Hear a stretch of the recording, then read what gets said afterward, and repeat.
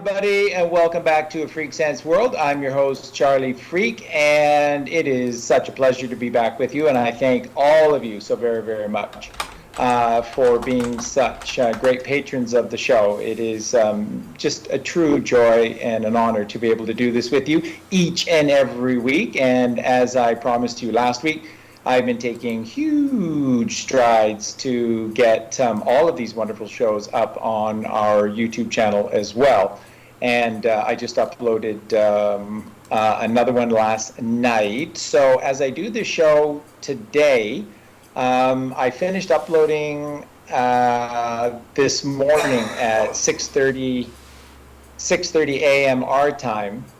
And we're doing the show 1 p.m. our time. So I had about an hour and a half of sleep.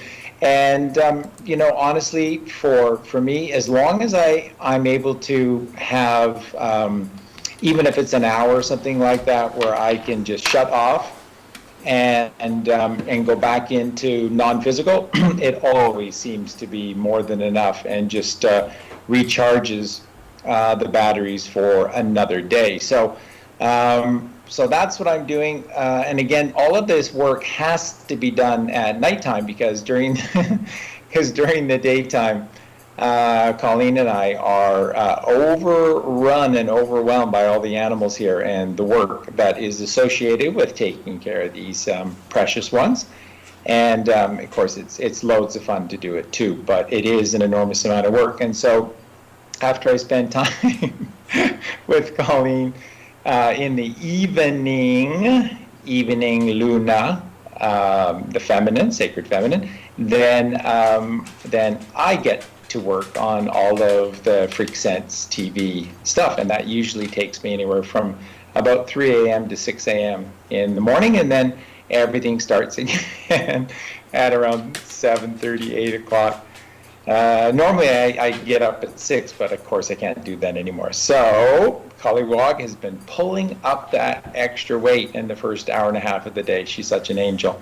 So I really want to focus on brain waves today. Now this is going to take us back into meditation, and I know that so many of you were very appreciative of the show that we did, and we've had almost 5,000 views already on the show, and it has been overwhelmingly positively received. And again, as the focus to the show on meditation, I really, really wanted to take you to the central home and full understanding of the process of meditation, which is connecting with God, and that is that we have to just become virtuous. When we live a virtuous life, you'll find that that you center yourself, you ground yourself, that you relax yourself, that your brain waves calm themselves, and that you're more naturally inclined to be able to connect into the realm, the world of God through these waves. And of course, that's going to take us to 5G and how miracle of miracles, what has happened with Q and Q plus, that would be the Q movement, which Colleen and I believe is led by JFK Jr., who staged his death to be able to go underground for these 21 years in preparation for this take back. And that's what it is. This is taking back what is rightfully ours. And it doesn't mean that anything and everything is fully fixed. It just gives us a chance. We have a chance. And so that's where Colleen and I likely will become even more valuable as we move forward, because again, it is in where do we go from here that now becomes so important. And again, this relates to the topic of the show today, which are brain waves. And they are essential in this physical realm, because what you're going to find with our physical realm is the knowledge of good and evil. Good and evil is the ultimate representation of the split, or the duality. Split, separating into two halves. What is the ultimate expression of good and evil? Right brain, good. Left brain, evil. Left brain, which is only 10% of the brain's capacity, is dominated by facts, figures, and logic. And one of the songs that we're going to be listening today is an absolutely brilliant track, but also an extremely, extremely important song, and that is by Donovan and his song Roots of Oak. Left, right, above, below. The right brain is the above world of the ascended Father in heaven. That is the right brain, therefore, is the 90% blue, Tiffany blue in color, because it's filled with all these gifts. Tiffany means a gift from God. These Tiffany blue gifts from God in the right brain. So the right brain is to the right and above. The left brain is to the left and below. It represents the lower vibratory world. The left brain also represents the 10% dime brain and the lower physical realm, the lower vibrations, and tied to the earth.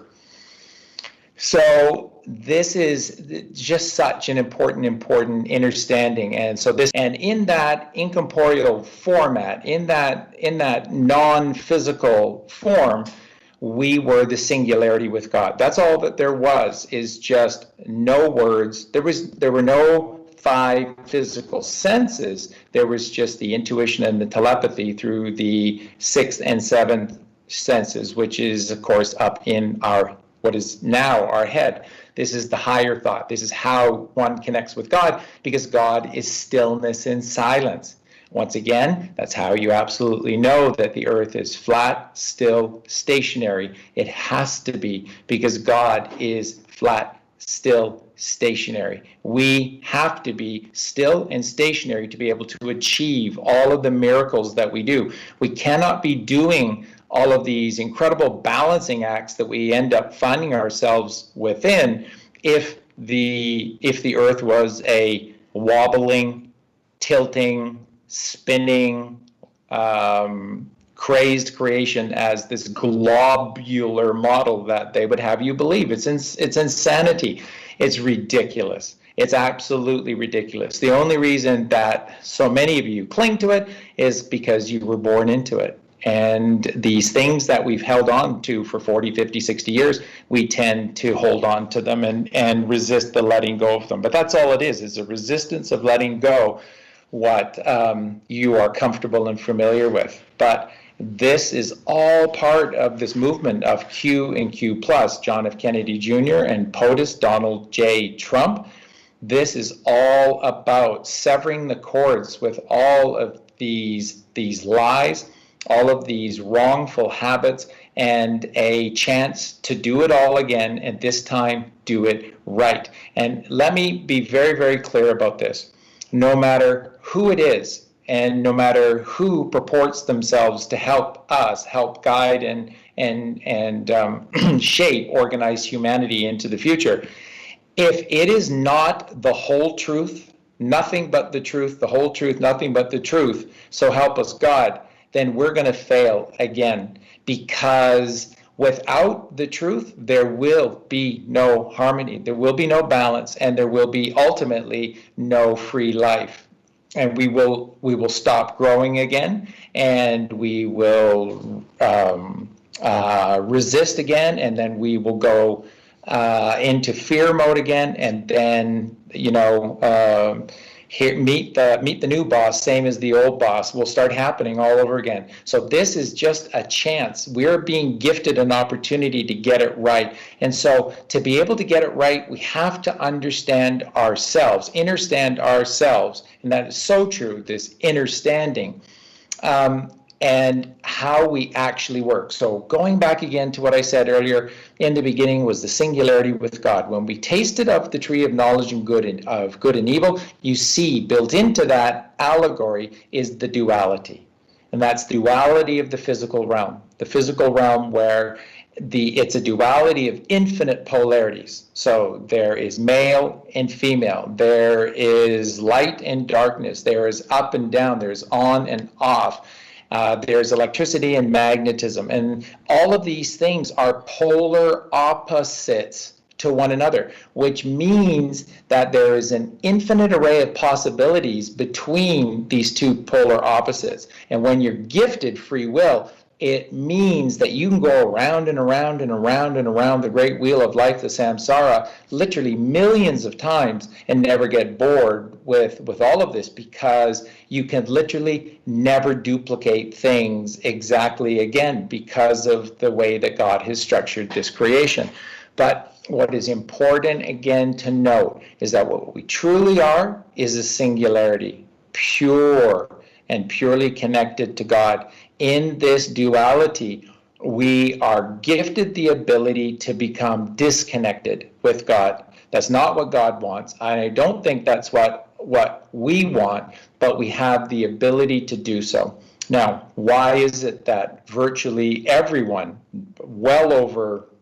I would say well over 99% of the human population is disconnected from God? Why would that be the case when, of course, 99% would desperately want to be connected to the Creator? And that's because, once again, from birth, we are attacked. And what are we ultimately attacked with? Yes, we are attacked with physical poisons in the form of inoculations, in the form of the food that we're given right away, in the form of how we're treated right away, the lights, the frequencies, everything. We're taken out of perfection and we're put into hell upon earth as little babies. And then the process of slowly dying begins when we're supposed to live forever. So I get it. I completely sympathize and I completely understand with what has occurred and where we find ourselves, but it's unacceptable and it has to change. And the show today is all about making this change. And the change in this physical realm must come through the understanding that this is a duality of infinite polarities.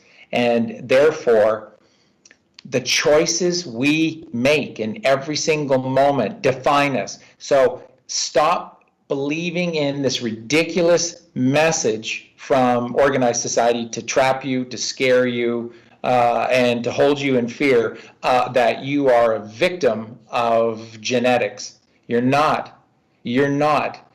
Genetics, your DNA, is merely a blueprint of what you're going to look like. The RNA is a gene sequencer. That's all those two things are.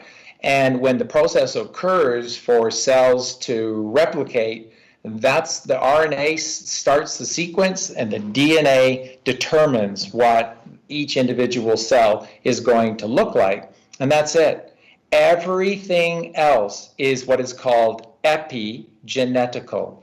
Epi is above genetics, is above the skin. In other words, it means environmental. So whatever your environment is, that is going to determine who you are. And again, let's go back and let's really, really understand this. Who you are the decisions that you make. So then this goes back to what I've literally been sharing with you on every single show. And this goes back to the book of Matthew, chapter 6, and which is the greatest chapter of any of the ancient scriptures. It is pure gold, as are all the ancient scriptures. They're all telling the same story in different ways with different traditions, but they're all just so breathtakingly beautiful and pure. Even for all of the parts that have been taken out of them, they're still absolutely amazing. So in the book of Matthew, chapter 6, we get to 6:22. And in 6:22, Jesus says, "If thine eye be single, thy whole body will fill with light." And what does that mean if we have two physical eyes? If thine eye be single, it means that if your third eye, which is the third ventricle of your brain, you see, if school actually taught you anything, if school actually taught you anything of value, you'd know this. If you didn't go to school and you were just encouraged to learn from the ancient natives, the plains tribes of all of the various continents, or various ancient cultures, such as the Aryan culture that built our world for us, all of these incredible technologies, such as the internet, and all of the incredible infrastructure that we have is all built by these geniuses of the right hemisphere of the brain, which were the Aryans. If we didn't go to school and we just learned from the ancients, well, the world would be completely different right now, because we would be building our lives right now based upon what the ancients did. And what the ancients did was beautiful, miraculous, wondrous magic. The pyramids are pure magic, and they are only one example of an infinite array of this magic that exists in the ancient world. And while modern history books will tell you that the ancient world was rife with violence and wars, it wasn't. It wasn't. They're lying to you. That's what they do. That's what this tiny group that rules over us does. Everything that comes out of their mouth, because they're left brainers, is a lie. And a left brain, an individual who stays exclusively out of the left hemisphere of the brain, will say and do anything to be proven right, will say and do anything to accumulate and to acquire and to make themselves feel more than in comparison to someone or something else. You see, this is the ego, and the ego can only exist in the realm of the left brain. The ego cannot exist in the right hemisphere, because the right hemisphere is love. Love is a result. Love is a wondrous experience, but it's not the way. So when sometimes people get overwhelmed by this expression of light and love as the answer or the way, and they're not. They're beautiful, and yes, we absolutely want them, but they are the consequences of going to the right. Going to the right is the way. Going to the right is the way. And what is right? It is a complete expression of alkalinity. Why is that important? Why alkalinity versus acidity? Well, because clearly we are absolutely not carnivores. We are 100%, and as I said on many shows, no one has ever even begun to attempt to challenge me on this, because you can't. 100% of our physiology, both externally and internally, mimics perfectly what all of the frugivores within nature are. We are frugivores. What do all frugivores exclusively do? How do they live? All other frugivores, how do they live? And the only exception to that are these human beings. They all eat fresh, raw fruits and vegetables, and in particular, fruits, all fresh. And they sometimes will scavenge for seeds and nuts and even sometimes some grains, but it is simply mostly raw fruit. And what are they? They are extremely athletic creations of both the mind and the body. So they're very slim and they're very athletic. And they are very quick, but they are quick of the mind as well as the body. They're very quick, clever thinkers. And this is what we are meant to be. This is what a frugivore is. Now, a carnivore is very, very different. And the physiology of a carnivore is absolutely, completely opposite to you and I. And so for them, for whatever reason, God made them that way. They are predatory beings, and they exist by lapping up blood and consuming organs which are filled with blood. So they're blood consumers. They rarely eat flesh, and they certainly don't eat cooked flesh at all. So once again, we human beings find ourselves completely alone in this upside down world, because when we take on this ridiculous, absolutely silly, completely ridiculous reality of trying to be carnivores, we do it wrong. All carnivores lap blood, and if they do eat anything solid, it's organs, because the organs are filled with blood. They're blood consumers, and they eat fresh. They're fresh lappers of blood. And you see this all the time in forest fires. If animals are caught within the raging, rapidly expanding forest fires and are burnt to death, when the animals make their way back into the forest, even carnivores will not touch the cooked meat. They will not touch the cooked carcass or the burned carcass of one of these animals. They eat raw. Everybody eats raw except for human beings.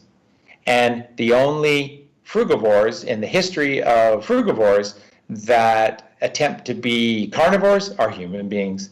Do you see this? We've got everything wrong.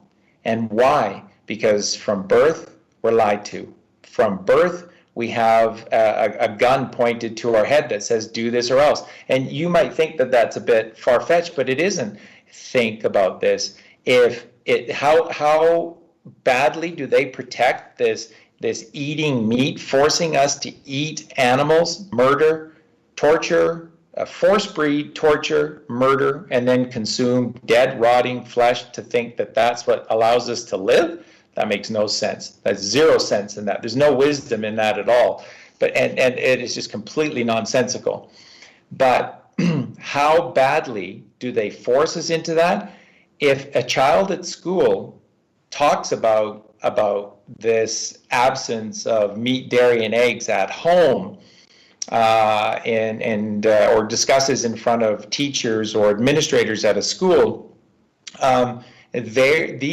these teachers and administrators are encouraged to create records, because they're taught that this is putting children at risk by not giving them access to meat, dairy, and eggs. And ultimately, in some cultures, and of course it has been, and within North America as well, that children have been taken away by the state from parents for such things. So in this reality, I believe in God, and God gives us an immune system. I don't need a vaccine. That's ridiculous. God already is the creator of vaccines via Santa Claus, via Al the chemist, the alchemist in the colostrum. That's what the colostrum does for us. It produces the endocrine system, all of these miraculous tinctures that keep us healthy. We don't have to worry about any of these infectious diseases that are out there. Our bodies will take care of it. But that's common sense. But if you say that out loud, or if your child talks about that at school, that's weird. And then that information is put into a folder about your child. And if they collect enough weird or disturbing information about your child at public school, doesn't eat meat, dairy, and eggs, and you won't vaccinate your child and stuff, then the state can go through these loopholes, steps, to be able to take your children away from you. That's not democracy. That's not even sanity. That's pure insanity. So if you think that you live in a democracy and you have any form of freedom, you're lying to yourself. And that's what a fool does. A fool lies to themselves. The brave, courageous one takes a look at themselves and accepts what they see, no matter what, and begins to strive to make changes. And so that's what this show is all about today, is striving to make changes. And the changes that we need to make begin and end in the unseen world of brainwaves.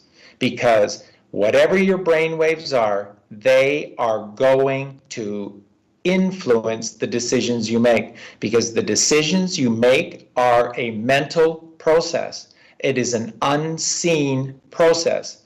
Why is it that we focus on certain things, certain subject matters? Nobody really seems to know why, but the answer is clear if you take a step back and observe, and that is because our brain waves are pushing us into certain patterns, certain directions. And when you live, and this is how organized society exists, with television waves, with radio waves, with microwaves, all of these various invisible waves that from the Spanish influenza just after World War I, towards the end of World War I, and the earth-wide release of radio waves came the Spanish influenza. So there's no two ways about it. You can't. No one can deny that. When radio waves were first introduced earth-wide, this is when the outbreak of the so-called Spanish influenza that apparently killed millions and millions and millions of people existed. It's when it started. And then you begin to do a little research and you begin to see that every single time there was an introduction of another one of these invisible waves, there was another one of these pandemics, there was another one of these earth-wide health scares, and they're all tied to the release of these invisible waves. And that's very, very disturbing.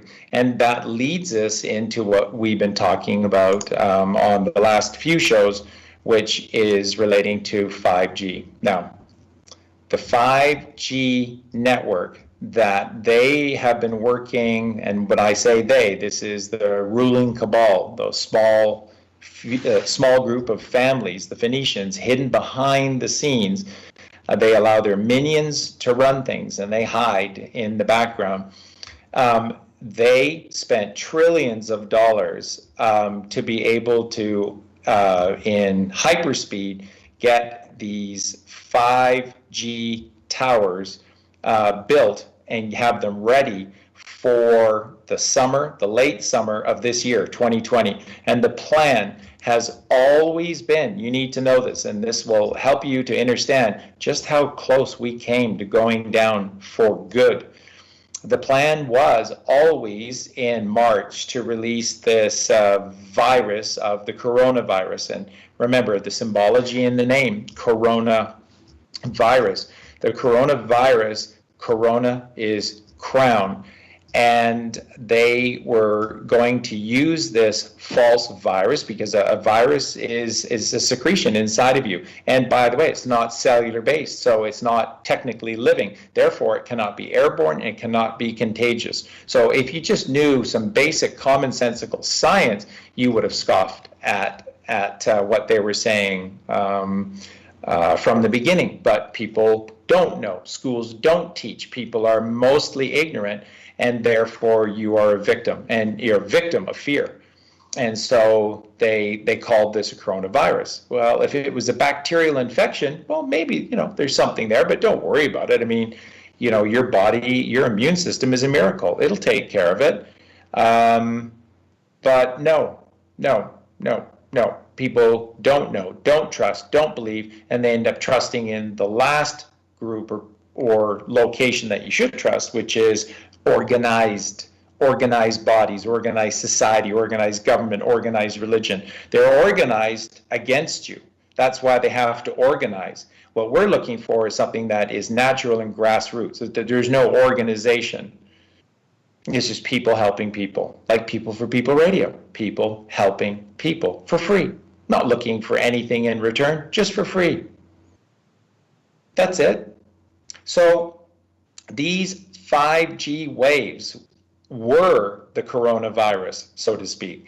And the plan all along was that you would have this scare in the beginning, and that's just terrifying you that there's, this invisible enemy once again running amok all around you.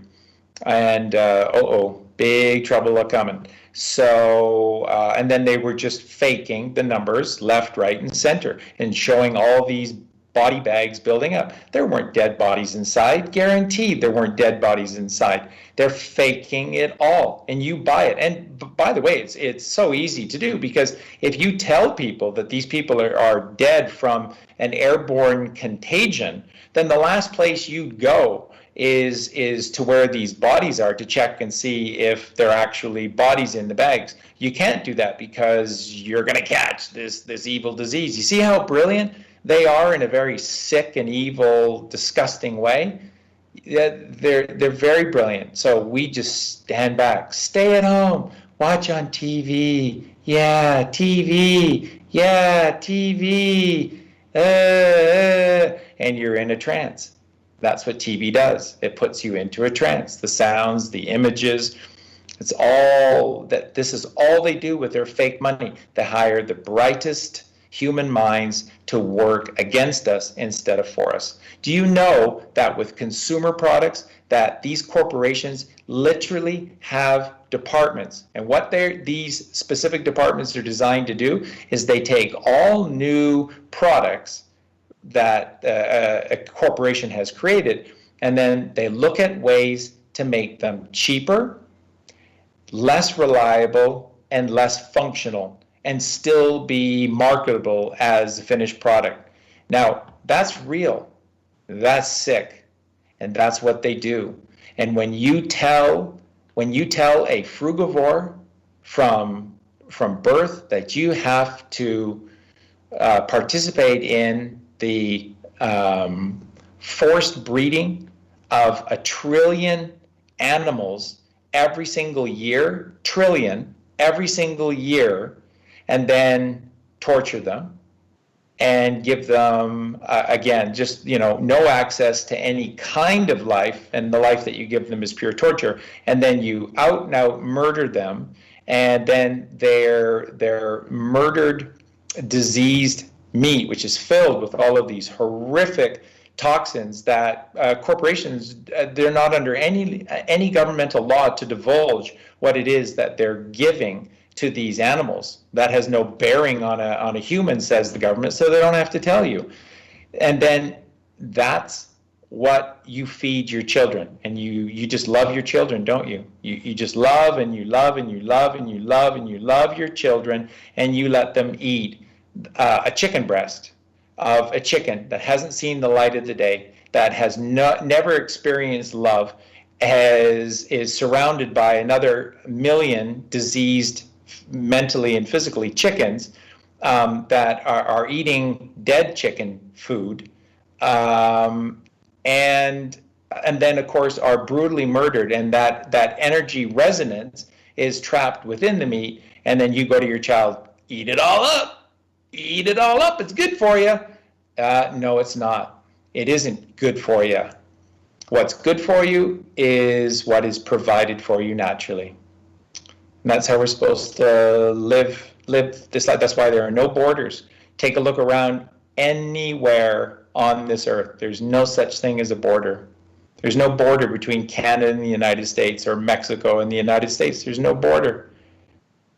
The reason is because we're meant to be nomadic. We are meant to go and travel and meet every single culture on this earth and formulate our own thoughts, our own ideas as the unique individual by introducing ourselves to each of these individual brilliant cultures. And slowly we gain wisdom, slowly we gain perspective. The worst thing that you can do is put a child into a stationary school indoors under these horrific lights, take them away from the sun, take them away from Mother Nature, take them away from the truth, from balance, from the Buddha's middle way. That's what we do. And you do it because it's the right thing to do. Send your little toddler off to school with some money so they can buy some pepperoni pizza at lunchtime. Wow, we got it all wrong. So where do we get it right? It all starts from these brain waves. And the reason being is that the decisions that you make from now on, when you get your brain waves right, you'll start to make the right decision intuitively, naturally, without having to rely on any textbook or me or anyone or anything. You'll begin to start making the right decisions in your life, because through the right brain waves comes righteousness. It is a natural cause of events.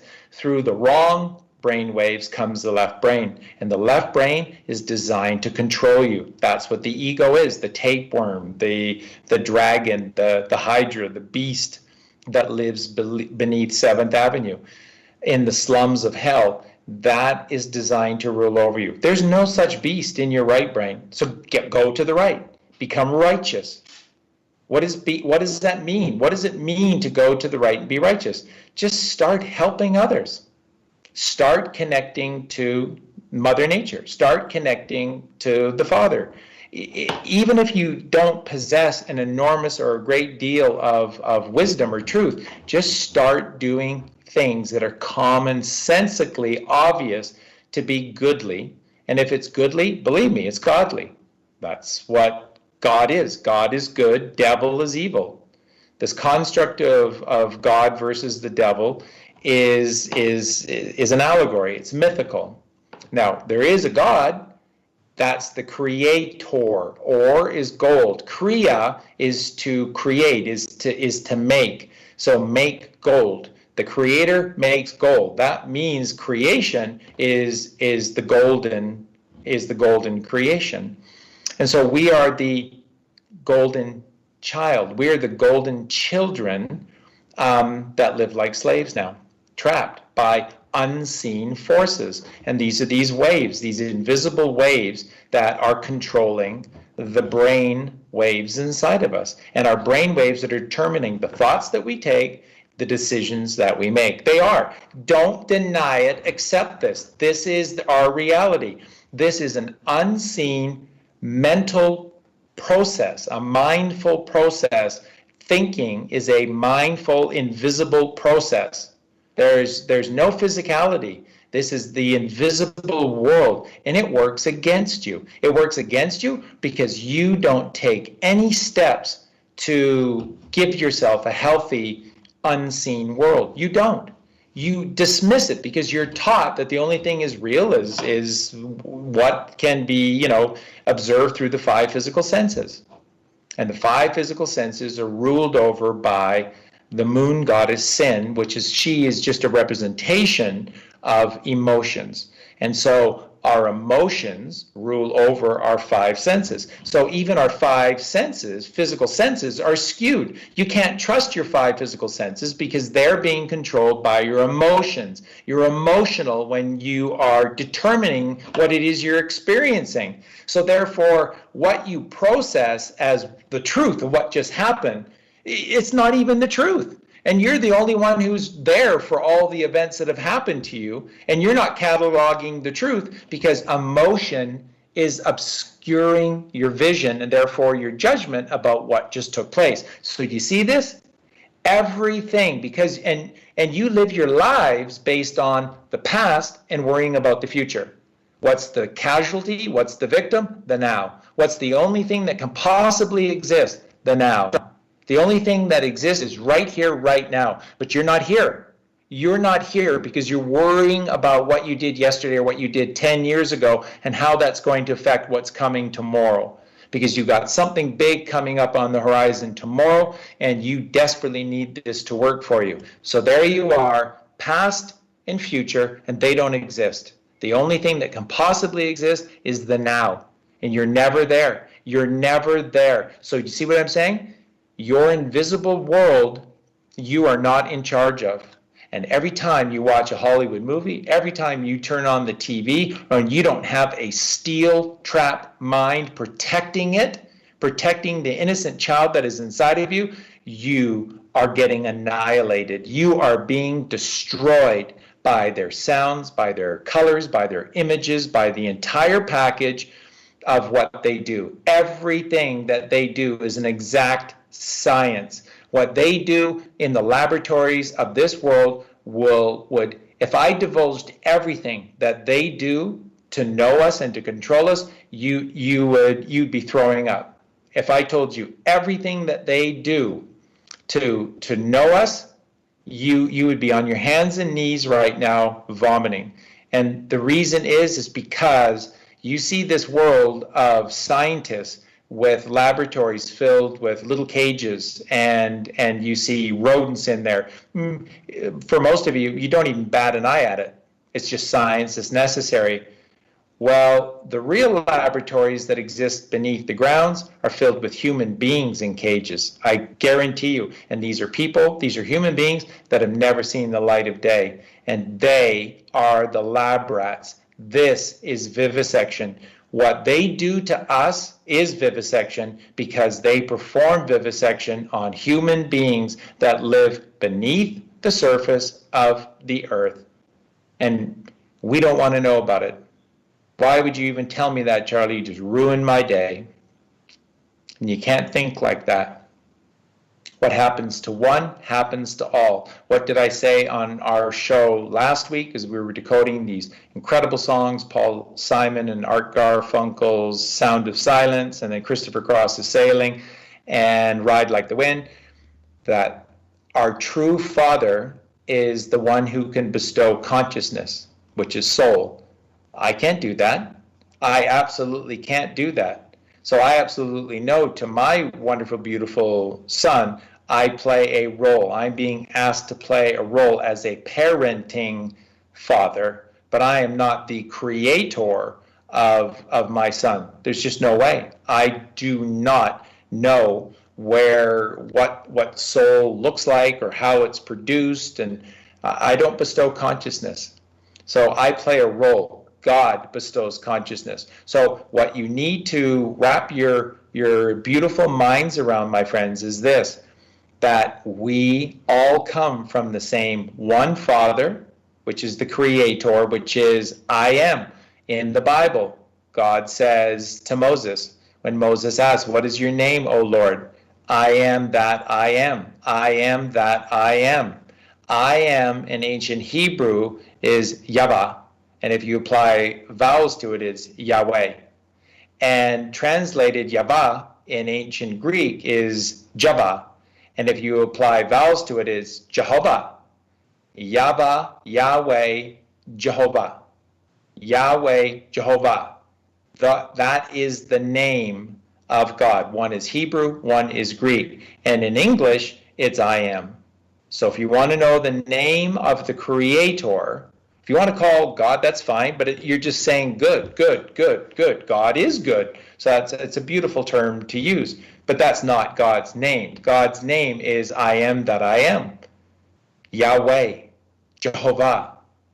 So if you want to use a proper name, then use the proper name. Learn a little bit. Do a little research. Know some actual truth. Begin to live your lives only through the sinew of this beautiful natural truth of creation by the Creator, or gold. We are the golden children of the golden creation by the golden creator of this golden realm. Gold, gold, gold, gold, gold. We have to start acting like it. And so therefore we have to start taking golden thoughts. And that's true. The Bible talks about that, Bhagavad Gita, the Quran. Every book talks about creating these golden thoughts. How do you do that? Well, Robbie Robertson from the band had the answer in the song The Weight. You take the load off of Fanny and you put the load right on God. And what that means is you stop thinking for yourself. And very, very quickly again, let me do this. I know you've heard this from me so many times, but let me say it again. Taking no thought for yourself makes perfect sense because we live on the valley floor. And you literally, like if I look out the window right now, I can't see currently more than 5 meters because we have a property wall, and I can't see through the wall. And if I did exalt myself to the second level and looked past the wall, I can only see a few hundred meters before our beautiful mountains begin to exalt themselves up towards heaven. Everything's attempting to exalt itself up towards God, except for man. You see a pattern here? Mountains, trees, plants, even fences are all trying to get higher and higher and higher towards God. Humanity, not so much. In nature, all of the frugivores, what do? They live their life a certain way so that they are nimble, quick, athletic beings that can readily, quickly climb higher and higher and higher to God.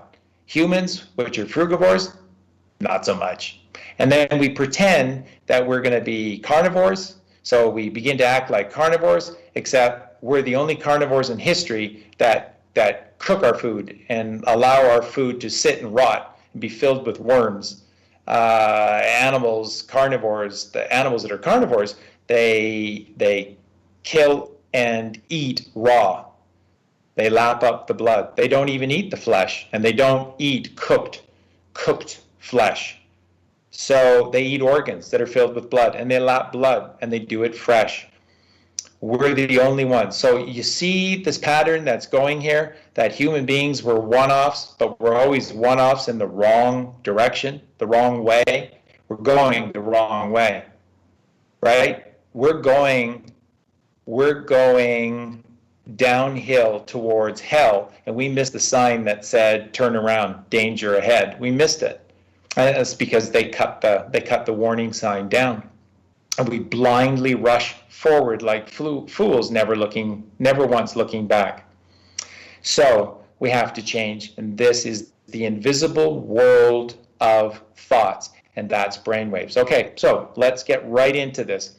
Now, there are, as accepted within scientific parameters, and by the ancients as well, there are essentially 6 different waves that can be construed as brain waves. Okay? Now, you're going to love this. 5 of them are beautiful and brilliant. 1 of them is really, really, really bad. Guess which one human beings who've got everything wrong, guess which one human beings use exclusively? That's right, the really, really bad one. What's the really, really bad one? What are these waves from very unhealthy to the most healthy? Let's go through this. The most unhealthy brain waves that exist are called beta waves, B-E-T-A.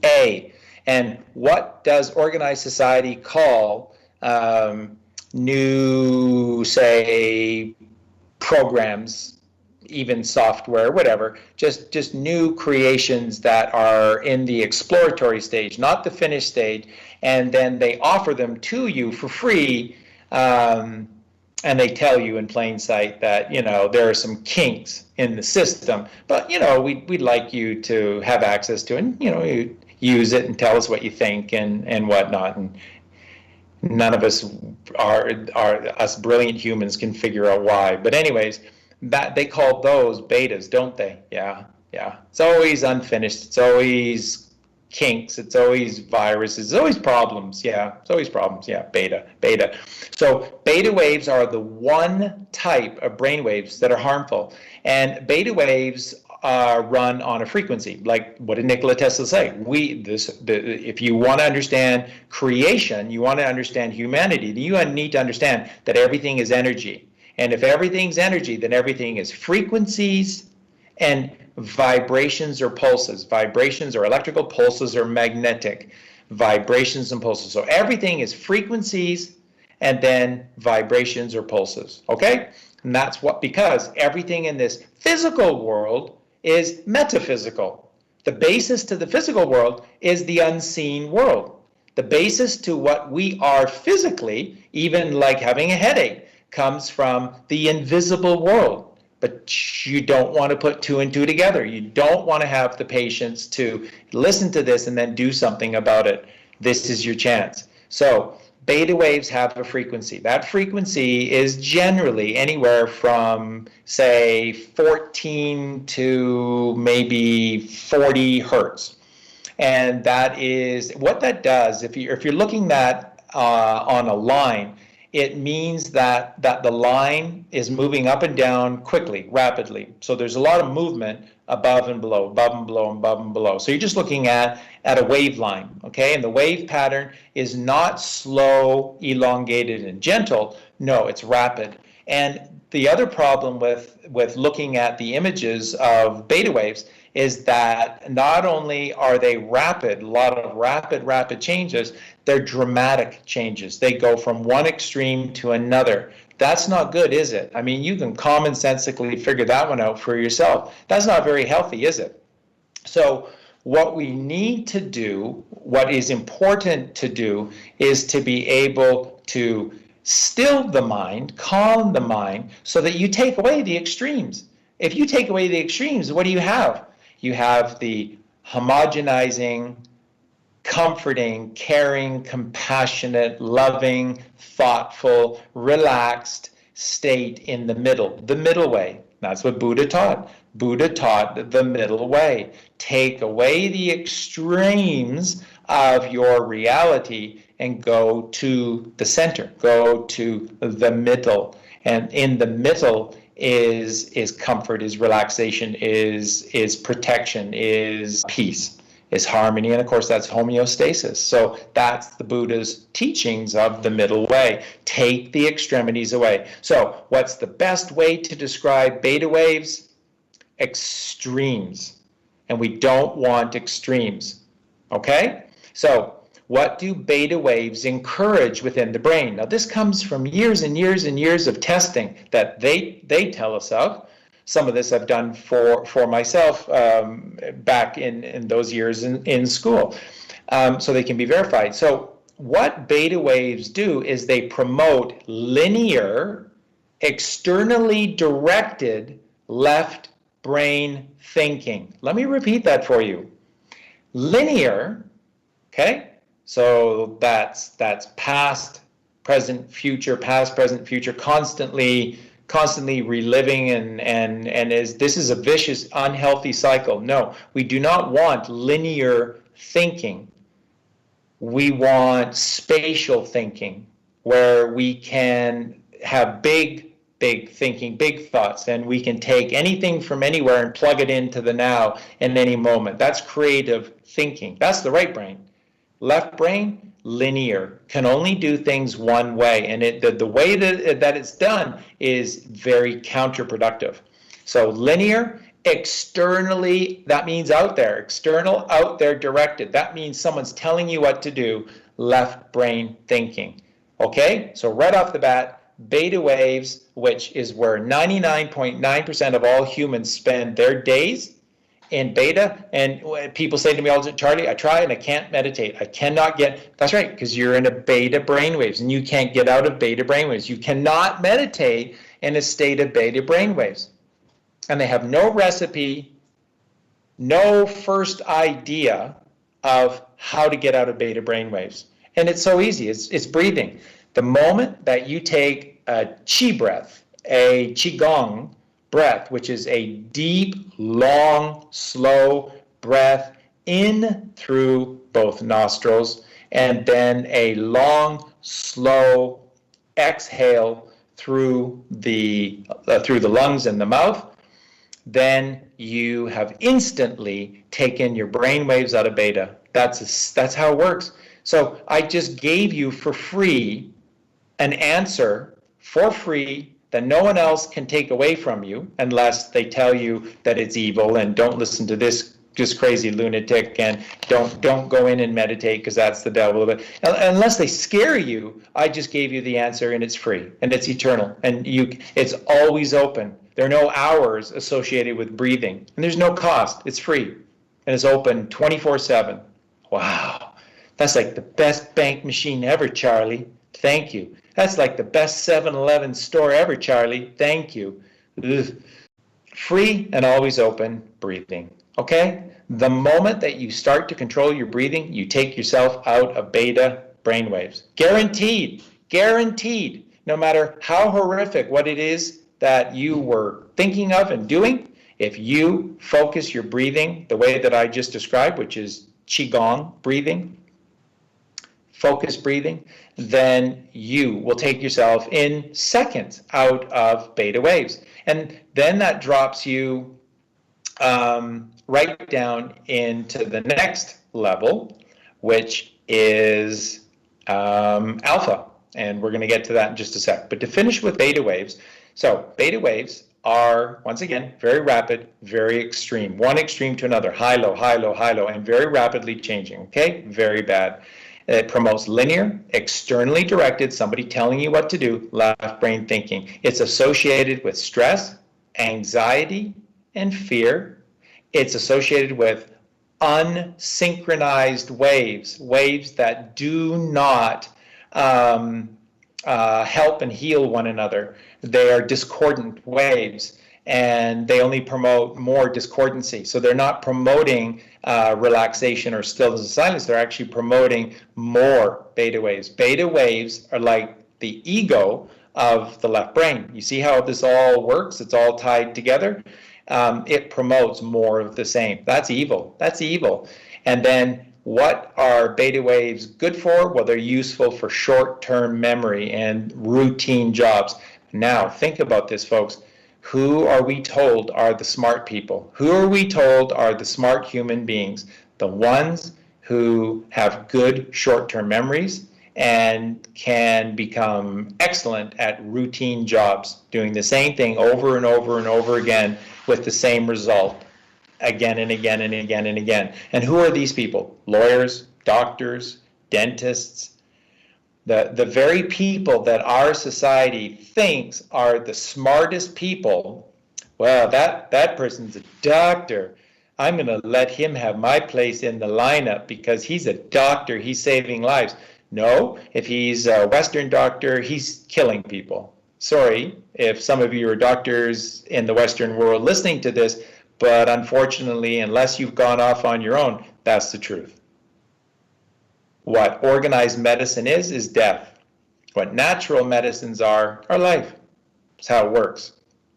So we think that the people who have short-term memories and are really great at doing the same thing over and over and over, and they can do it really fast and be counted, these are the best people in the whole world. We give them the most money. We give the most money, the most fame, the most fortune, the most pats on the backs to those who stay in the left brain. Who does that benefit? I don't even have to tell you the answer. You know what the answer is. I'm not even going to say the answer. You know what the answer is.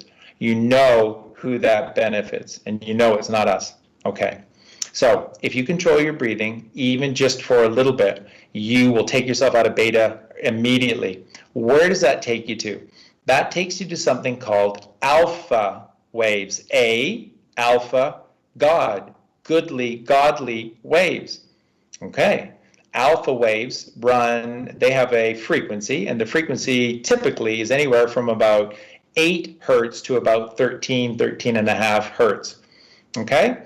And the unhealthy aspect of alpha waves is that there is the duality. They do swing up and down, but not as fast, not as dramatically, and there's much more of a consistency. There's a pattern, and it is a healthier pattern. So alpha waves actually promote relaxation. They help to promote focus because there's stimulus going on, because there's movement going on. So they make you stimulated, but they're giving you a sense of calmness in this stimulated state. So you're aware, you can learn, but you're also a relaxed learner who can really take in a lot of gnosis and be able to understand if what you're being told is truth or if it's a lie. So they don't like that. Alpha waves promote mental coordination. They assist in long-term memory because you incorporate it within you.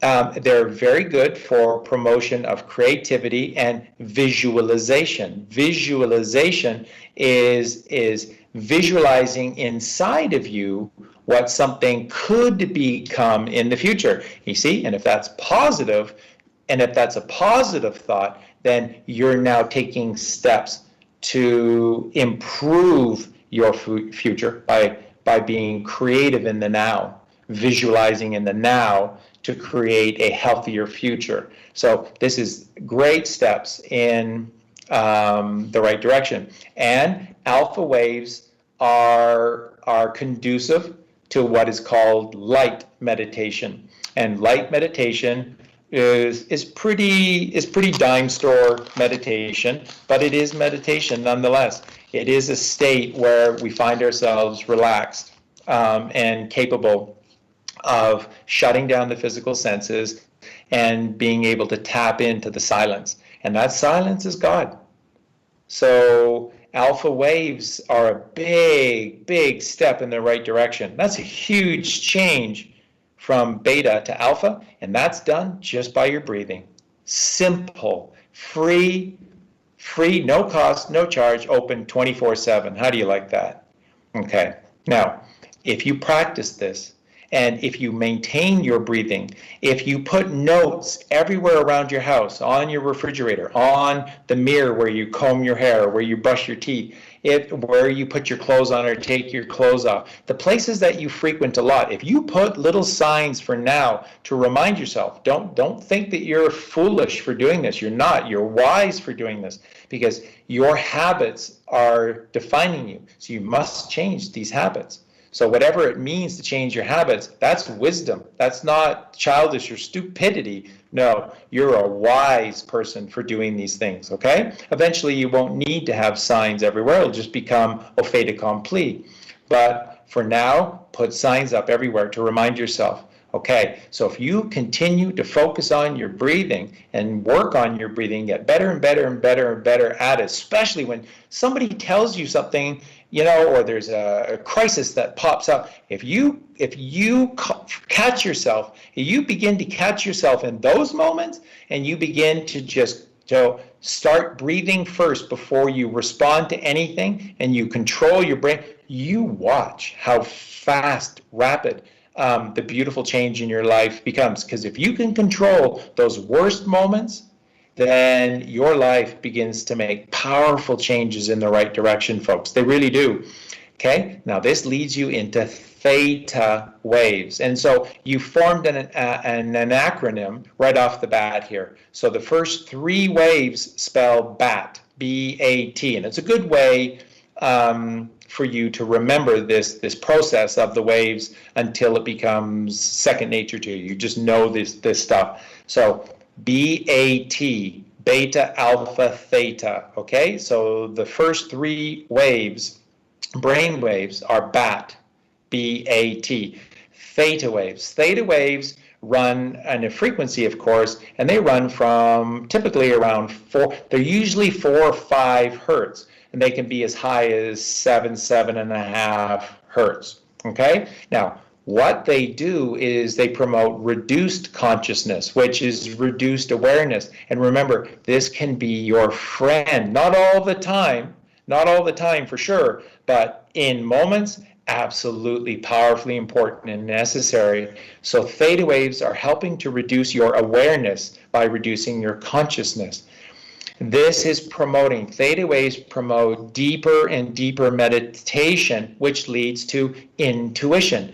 All of these people that are highly intuitive are people who deeply resonate with theta waves. And another aspect to theta waves is that they're great for longer term memory.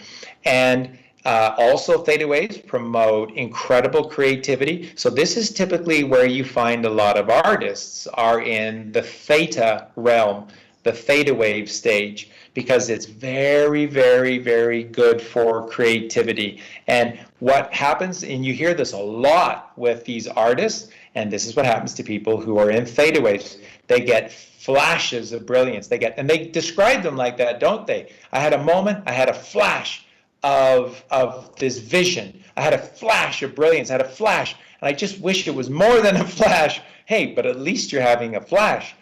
And that's because you're getting closer and closer to the truth. You're getting closer and closer to the Creator, to God. And so you begin to get these flashes, and they literally mean that. It's a flash of wisdom inside of you. It's a flash of insight. It's an inspiration. And that's what is associated with theta waves. Now, this is good. And when you look at the pattern of theta waves, they still have quite a quite a movement between high and low, but they're very spaced apart. So what you begin to see is that the spacing with the theta waves is very relaxed. It's very relaxed and very comfortable. And so there's lots of downtime in between. That's stillness and that's silence. And now see, you're approaching God. And the other aspect that I wanted to touch upon with theta waves is that they promote spontaneous healing. Ooh, spontaneous healing. Oh, my leg, I hurt, I've got cramps. I think I did something to it and it's gone. And then you just forget about it. And you don't associate that that's a miracle. You don't associate that you're a doctor and you just healed yourself. You don't, because you're taught to ignore those things. Then you go right back into beta waves and you forget about everything. See, beta forgets everything. When you have a trouble, ask yourself and be honest about this. If you have trouble remembering stuff, and I mean like important stuff too, it's because you're constantly in beta waves. Beta does not let you focus. Beta does not let you remember. The tapeworm or the ego inside of you doesn't want you remembering. Because if you start to remember, you'll remember that it's you in charge, not the ego, and then the ego has to go. So the ego likes for you to remain in beta because you keep forgetting. Theta waves, yeah, you remember. And you have spontaneous healing. Would you like that? Spontaneous healing? Yeah, it's pretty good. Delta wave. Oh, and by the way, I just want to share this with you just because of the work that I do and the secret to Charlie Freak. The secret to Charlie Freak. You know what? If you like Charlie a little bit and you like the work that Colleen and I do and certain things about me and stuff, my secret is that my brain waves are constantly so low, and I'm able to drop into epsilon waves where people literally have to, pinch me or push me to see if I'm alive at times, because I can become so still and so silent. And I've been like that my whole life. For whatever the reason, I've been like that. So if there's a secret about Charlie and that you like, and you'd like to emulate a bit of me inside of you, that's the secret. That's what it is. It's my brain, and it is. I will say this because it has nothing to do with me. This is not an egoic statement at all, but I have a beautiful mind. Being inside of my head is a nice place to be. It is. It's beautiful. There's beautiful music. There's beautiful silence, and there's that constant connection to God. And it's like God and I are constantly conversing back and forth. And the things that are downloaded to me, as I say, we have slowly begun to reveal this to you, but we've done it slowly because it tends to scare people, not incite people. And so what I wanted to share with you is that for me, more and more with the animals, I have less and less time to do things like being able to read a book.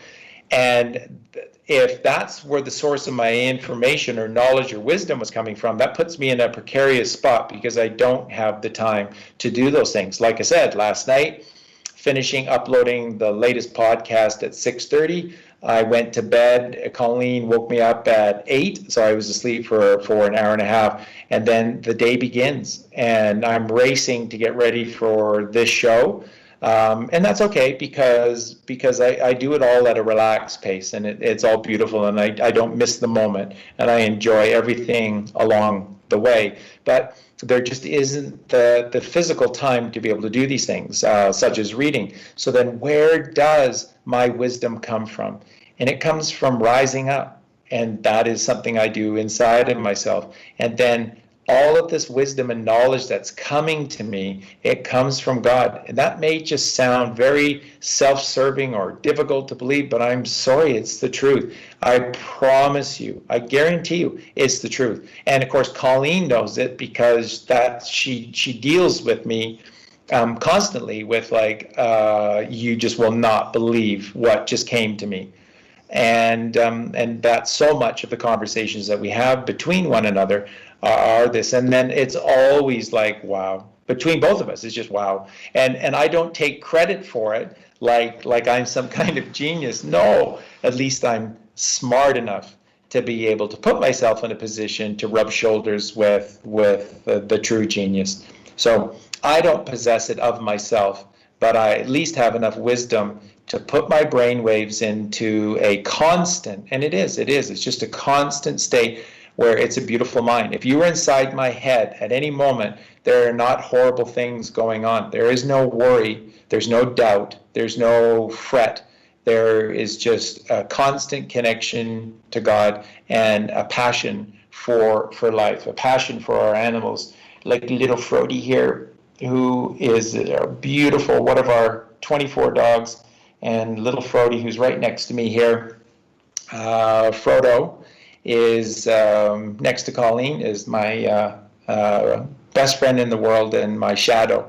And wherever I go, Frody goes, and it is a gift that just can't even be fully calculated. It's so precious and beautiful, amazing. I'm very, very fortunate. But all of these gifts come by stilling, silencing the mind. And if I'm good at anything, that's what I'm good at. And if you want to emulate Charlie in any way, that's it. That's a good way to emulate. And that is just to control your mind, which I do. And I just handed it to God, and it's the best thing that I've ever done. And I don't need to take any credit for anything. Doesn't matter. I'm happy. That's all that matters. And it's a beautiful place to be. And I'm able to help you. I'm able to help others by being in this state. So that's very important to me as well. So theta waves, very powerful. Now, the more you practice with theta waves, and the better and better you become at breathing. Now, when we start to get into theta and delta waves, now all of a sudden it's so important that the other aspects of your life are tapping in as well. And these other aspects of your life that need to tap in are your diet. And I'm sorry, but at some point, if you're going to stay connected to me, you are going to have to cross that river. You're going to have to deal with the insanity of eating meat, dairy, and eggs, or else eventually the relationship that we have is going to sever and we're going to drift apart, because you cannot ascend. You can only go so far. You will never raise the chrysamal. You trust me, you will, no matter what you do, you will never raise the chrysamal inside of a body that participates in the forced breeding, torture, murder, and consumption of meat, dairy, and eggs. You never will. You are a frugivore. Just be the wise, athletic, quick thinking, clever frugivore that you were meant to be. You eat raw fruits and vegetables. You can have nuts, seeds as well, but your diet is dominated by what is fresh and what is provided. So sorry to say that, but that's the truth. So when you start to talk about delta waves, delta is where I exist moment to moment, and then I can go deeper than that. But delta is where I exist. Now delta, these waves are between 1 to about 3 hertz. They can sometimes get as high as 3.3, 3.4, 3.5 hertz, but it's mostly like 1 or 2 hertz. Okay? And when you look at the line, when you look at the wave pattern of delta waves, holy cow, it is the most mature river you've ever seen. Slow, long, beautiful, meandering back and forth, but just very gradually and very slowly. So it is a very ancient, mature part of the river. Nice analogy. So what are the benefits of these delta waves? Well, one is incredible deep sleep. And this is, again, something that Colleen can absolutely verify to you about myself, is that when I lay my head down, within a split second, I am fast asleep and in an incredibly deep sleep that is very difficult to wake me. And that's why if I get an hour and a half of sleep, I'm good to go, because it is such a deep sleep. What it just means is that I'm just long gone from this physical world. I'm long gone from the constraints of the ankles, the oncles, the Egyptian onks, which are grounding our ankles to the earth and restricting us from rising up into the blue Tiffany skies of pure consciousness. So that's why I can recharge my battery with so little sleep, because I'm long gone from the physicality, the physical world. So deep sleep and deep unconscious states where you can be awake and doing infinite things, like having to scoop the scupa de pupada for 24 dogs twice a day is an enormous task.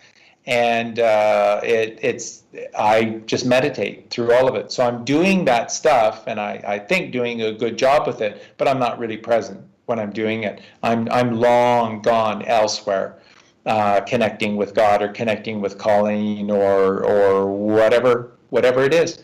But I'm not a victim to having to do these two smelly menial tasks twice every single day. So it works well, delta waves. Now, another massive benefit of when you still yourself this much, massive hormones that are so positive from the endocrine system are released in copious amounts. So this is mostly melatonin, serotonin, and dopamine. These are the three wise men that bore gifts to the baby Jesus when he was born. These are the three kings of Orion's belt, are melatonin, serotonin, and dopamine. And what are they tied to? Melatonin is the pineal gland, serotonin is the pituitary gland, and dopamine is the optic thalamus, or the hypothalamus, which is just below the optic thalamus, the light of the world. So you see the Holy Trinity here. Melatonin, Mela, Melise, Melissa, honey, is the golden electrical father, masculine. And then sero, feminine, tonin, is the pituitary gland. That is the magnetic, negatively charged feminine mother, Mary, magnetism of the pituitary gland. And then the dopamine is in the hypothalamus, which is right below the optic thalamus. And the optic thalamus is the child, is us, is the light of the world. Jesus Christ, known as the light of the world. And that's what we have to become. We have to become the 13th cranial nerve, which is illuminating the optic thalamus. That's the child. That's the Holy Trinity. That's the strengths of strength. So why am I such a strong person consistently, very consistently, a very strong person of mind and body? Because I constantly stay in delta waves, therefore I am constantly connected to the father and the mother. And I have massive amounts of melatonin, serotonin, and dopamine running through my body. And you look at all the incredible things about pure health in the human body, they all relate to the release of melatonin, serotonin, and dopamine. And what began to come out in the late 80s and through the 90s were all these books from various naturopathic doctors and doctors that were breaking away from the monstrous evil system of organized society and organized medicine. And these doctors began to write books claiming that melatonin was providing sort of eternal beauty, longer life, and then some of them began to say eternal life. And yeah, this is where the secret to your cells constantly regenerating is your cells have to be healthy. For your cells to be healthy, they have to have copious amounts of melatonin, serotonin, and dopamine. That's the mother, the father, and the child. So when you are connected to the true father and the mother, when you're in a good spot, when you're connected to God, when you're meditating, when you're alkaline, when you have a healthy diet of the body and the mind, and you have copious amounts of melatonin, serotonin, and dopamine, you're going to live for a long time. And if you maintain it, you can live forever, because cells just regenerate. That's what they do. And no doctor can, with a straight face, tell you why suddenly your cells stop regenerating. Well, because they grow old. No, they replenish themselves, so like they reproduce. That's what all cells do. 5 things. They can intake and they can excrete, they can breathe in and they can respire, and they can reproduce. That's the 5 things that a cell does, tied into the 5 physical senses of the human body, right? It's all connected. It's all beautiful. It's all connected. And that's what they do. So when we allow ourselves to be in these relaxed brainwave states, and we're allowing Al the chemist, which is Santa Claus, the sainted colostrum, Santa Claus in the colostrum, Al the chemist in the colostrum, when we allow him to run wild with all of his brilliant tinctures, dripping a little bit here, there, and everywhere within the endocrine system, which is magnetically charged, by the way, so it's eternal, then we have long life and we can have eternal life. All our cells have to do is just keep producing more cells. And then those cells, when they get a little tired of everything, they can just produce more cells and then more cells. And then that's just how it is. And you know, all these people that literally, how many people have told you this? And you have to know at least one, probably as many as 10 or 20 people that have said to you, my brother-in-law or my this or my that or whatever, yeah, they passed on recently from lung cancer. Oh, I didn't know they were a smoker. Well, they haven't smoked. They hadn't smoked for 40 years. But I'll tell you what, when they were in their 20s, they smoked a lot. And I guess there's just some things that, you can't escape from the past. It's like, what? You have to be kidding me. In your body, even the most slothy, lazy, unhealthy person, every 7 years, God intervention, every 7 years, every single cell within your body is replaced. And if you're healthy, you can replace every cell in your body inside of a year, in about 11 months. 11, the master number, makes perfect sense because you're in tune with God, 1 and 1 between the 2 temples, the master number of the Heavenly Father. It makes perfect sense. So if you're healthy, you can replenish every single cell of everything, including your bones, inside of a year if you're healthy. But the ones who are fat and lazy, it's still in 7 years. Every 7 years, God intervention, God gets involved, and every single cell is replaced in the body. So what do you mean? Because you smoked 40 years ago, you died of lung cancer now? What?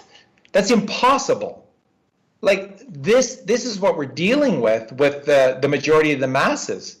This is what we're dealing with when we talk about the great revolution that's going on now, and worrying about these people hearing the truth and freaking out when they hear the truth. These are people that think that because they smoked 40 years ago, yeah, it makes sense that I die of lung cancer, when their cells are completely, what are you? You're your cells. They're gone. So those, if you think tobacco is terrible and it's long gone from your system. It's just common sense. It's common sense. And you gain things like common sense when you lower your brain waves. So delta waves, deep physical relaxation, loss of bodily awareness. You begin, and it's true, you begin to feel like you can float. And I honestly think I'm not far from levitation, because there are times that I literally just feel like I am levitating and that I'm lighter than air. So it is a real feeling, and if that feeling is strong enough, and I believe it's strong enough to know it, then I can. And it's an access to the collective unconscious mind. I love that. In other words, when you drop into delta waves, you begin to tap in subconsciously to other people who are in delta waves, and you begin to attract like a magnet. Magnetism. I'm going to end, if we've got time here today after these 2 songs, I'm going to end with this little parable about the needle in a haystack. So I need to remember that. Just a quick little parable at the end, but it's a brilliant little story, and it's true about the needle in a haystack. So yeah, this is what happens with delta waves. We begin to tap in from all across this earth. We begin to tap into other consciousness in delta waves, and that's amazing. Now, if you take this even further, this is clearly what happens with me, are the next one, which are the gamma waves. And because I'm just so tied into, and I did the podcast on Adolf Hitler and telling you the truth about the Aryan nation that Adolf Hitler put together. These are the Aryans. These are the brilliant right brain thinkers that built our entire reality, our physical and thought reality. They're the ones that created the Vedic period in northern India, that then spread out into Zoroaster in Persia, to Babylon, to the Holy Land, to Egypt. They are ancient Egypt. They built the pyramids.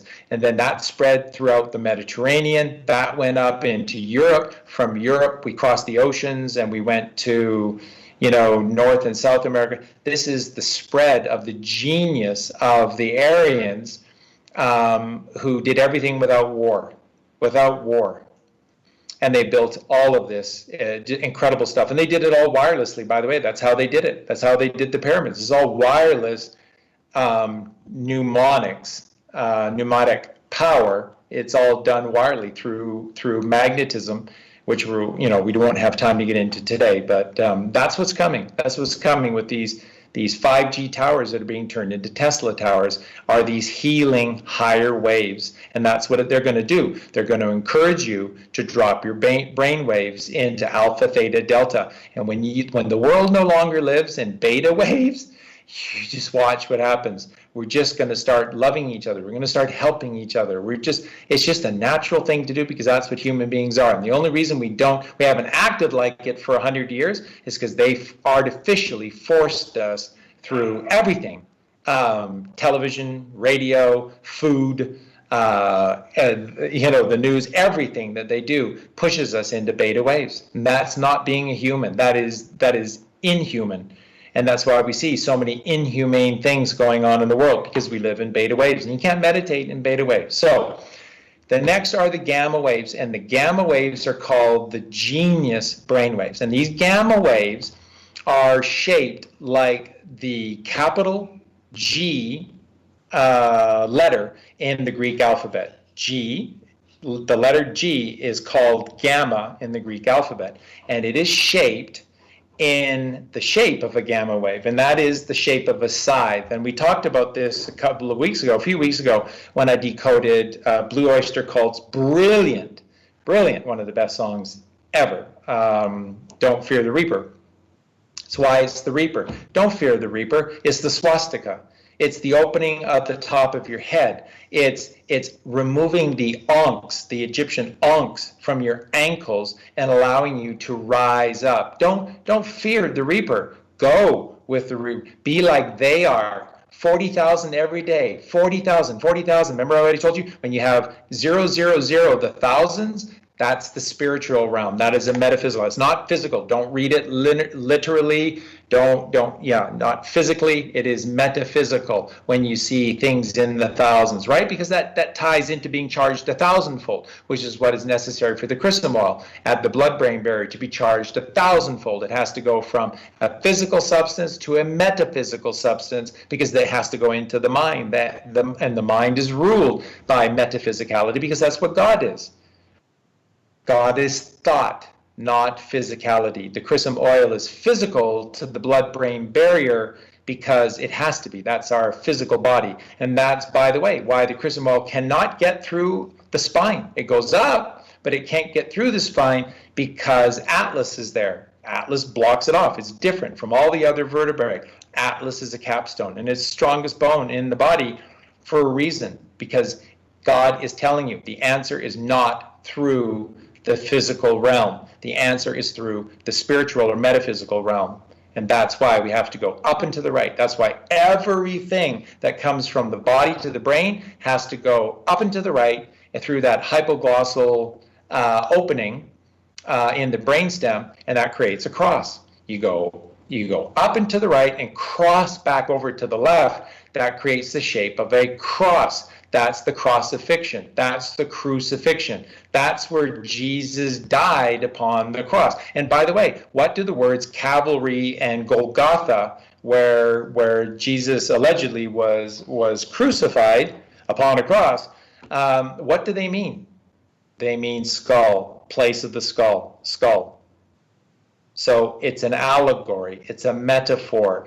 It is this understanding that we must have, that to ascend, we cannot do so physically, we must do it metaphysically, okay? So these are the gamma waves, and the gamma waves are shaped like the reaper's scythe, okay? So they go up and then they curve down and to the right. They go up and to the right and then it curves down and to the right. So what this is the Big Dipper. And if you watch the Big Dipper rotate around and around and around in the sky, going around that one polar star, because we only have one pole, we have the center pole that they call the North Pole. There's only one pole, and that's why we only have one magnetic charge, which is the magnetic charge of the North Pole. It's just the center pole. It's the center pole of the flat middle Earth. And that when you watch in the sky, the star that's right above, miraculously just never moves, and it's right above the center of our Earth, the North Pole, you see the polar star, Polaris, the polar star, never moves, and the Big Dipper just goes around and around and around and around. And the Big Dipper is shaped like the Greek gamma, capital G, gamma, and it's the scythe. It's the reaper's scythe. And what does it do? It goes clockwise.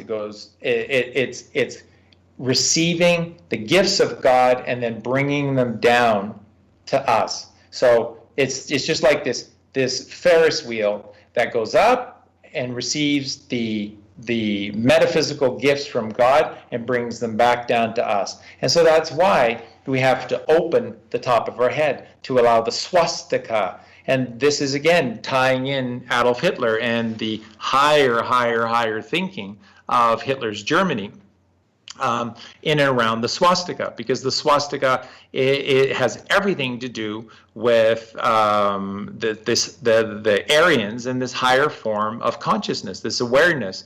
And it ties in with astrology. It ties in with human physiology. It ties in with the truth of God's creation.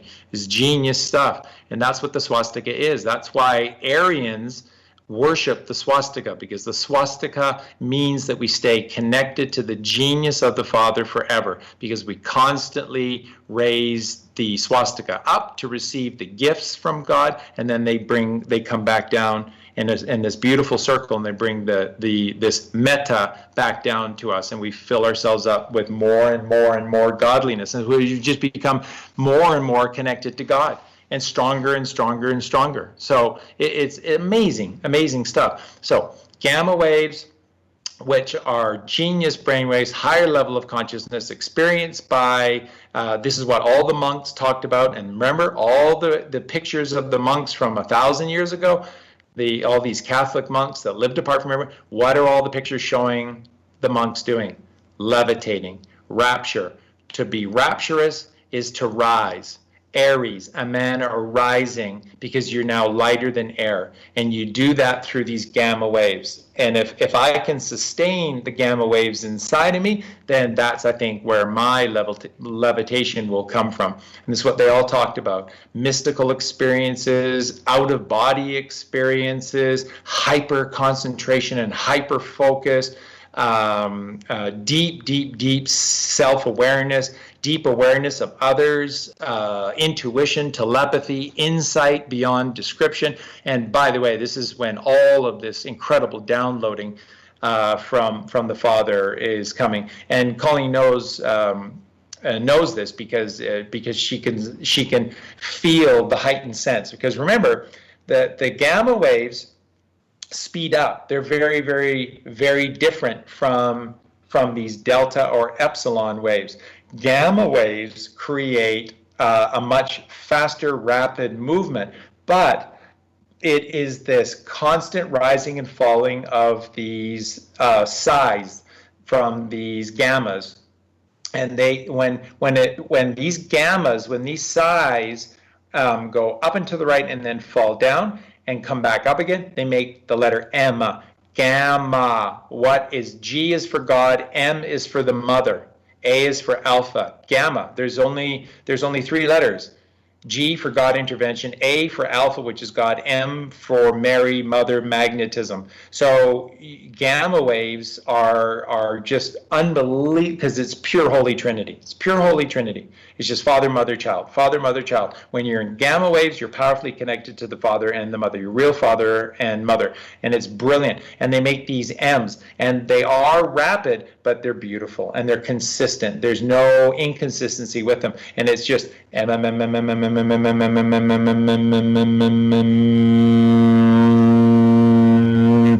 this is why, when I was teaching you here a few weeks ago, that when you do your chanting rituals to really still and calm your mind, and you go through the feminine vowels of our alphabet, A, E, I, O, U, always complete them with the M. The M is for these gamma waves. M is for magnetism, Mary, Mother, which is eternal life. M, because then what you're doing is you're creating eternal sounds that do not dissipate. They only continue to resonate and to raise you. So,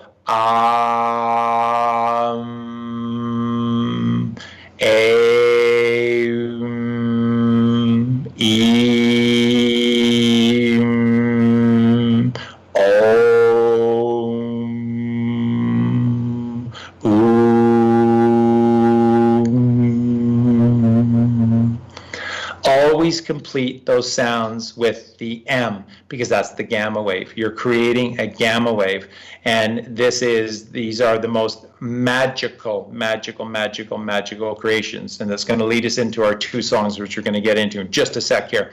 So hyperconcentration, crucial for intuition, telepathy, is incredible. And then epsilon waves, and I get into this state, are below half a hertz. And that's when people look at you and go, are you alive? Are you even alive in there? Come here, let me pinch you. Are you even alive? What's going on? Yeah, epsilon. Very stillness and silence. So this is deep, advanced states of meditation, and the highest levels of consciousness. And by the way, the deepest inspirations and connections and the downloads from God are coming, because you're just purely stillness to fully receive all of this wisdom and gnosis and truth coming from the Father.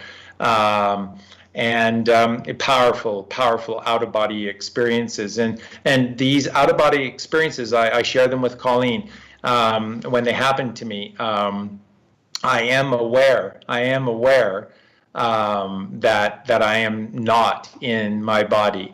And I'm aware when I come back, and then I share as fast as I can with Colleen so that I don't forget. And they are weird is the best way to express them. And the more they happen to me, I'm sure that they'll feel and seem less weird. So what we're going to do is I'm going to ask Vanessa to play, or no, not Vanessa. I'm going to ask Patty to play both of the songs in a row, and then I'll just speak some thoughts to both of them at the end, because they tie into one another. And what we're going to do is we're going to start first with Dire Straits' Solid Rock. And I want you to listen to this song, not literally, but metaphysically. The song by Mark Knopfler, Solid Rock, is talking about turning your pineal gland into the diamond. And that's where you build your house, on solid rock. And then Donovan's brilliant Left Brain, Right Brain, Facts, Figures, and Logic versus Lore, Legend, and Magic, Roots of Oak, which is just one of the greatest. They're both amazing. Donovan is just, wow, just one of the greatest songs ever written. And so we'll play them in that order, both in a row, if Patty would like. And then when both are finished, then I'll come back to you and speak for a little bit, and then we'll end the show. So with that, Patty, I will ask you to start with Dire Straits.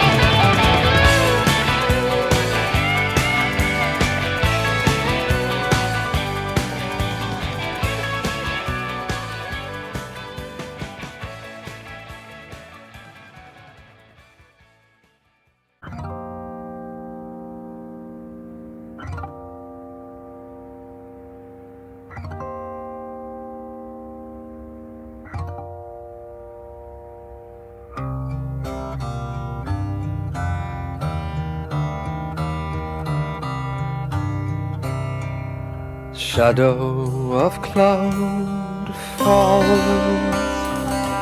and with it a chill. High o'er the heather, or cover the hill. Just begun is my journey, and Danu's my name. I am the juggler of fortune and fame.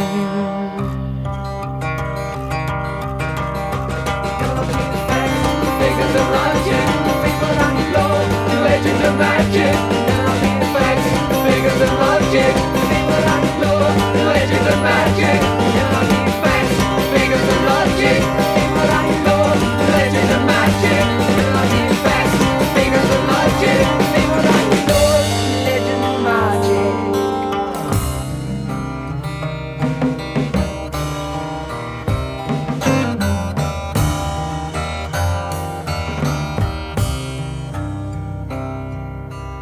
Feathers of raven, slithers of coal, armor of silver in the mackerel shoal. Suns in the west, 'tis ruby blood red. Travelers are weary, so weary, to make their bed.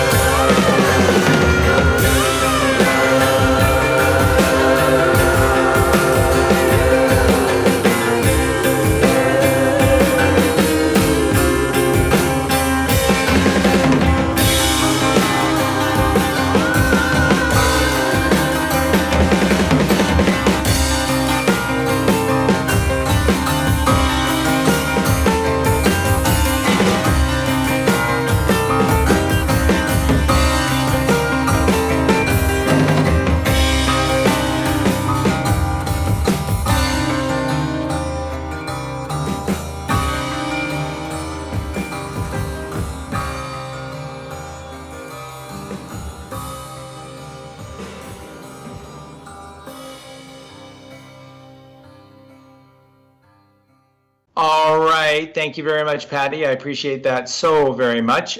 Two absolutely great songs that probably, certainly Dire Straits, Solid Rock, you probably never took a second look at as a song, and there's so much there. So let's just quickly take a look at both of those. Now, Solid Rock, Mark Knopfler. First thing you need to know, Mark is deeply